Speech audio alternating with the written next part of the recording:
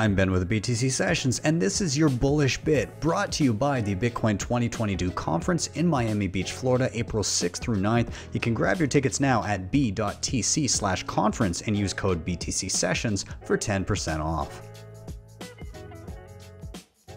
I met like a recent refugee from Afghanistan a few days ago and had a pretty extensive, maybe hour-long in-person chat about some of obviously the reasons for leaving are pretty self-evident. It's not a good situation there right now. We're discussing like the kind of additional challenges on their path because, they left, but not everyone that they care about has had that same opportunity. And we're discussing immediately what comes up is like, well, how are you getting money to the people back there?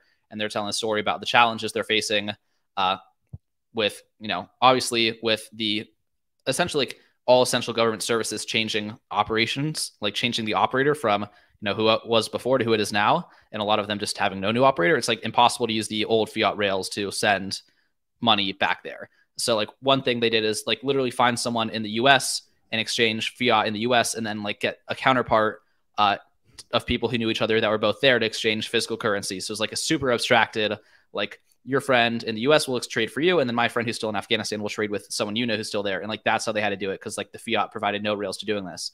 And I kind of like posed the question, like, why is Bitcoin not coming about here? And of course, I'm like I don't want to say ignorant, but I know very little about like day-to-day life in Afghanistan, especially now. And even more then, I'm like, to what extent do people have smartphones? To what extent do people have internet access?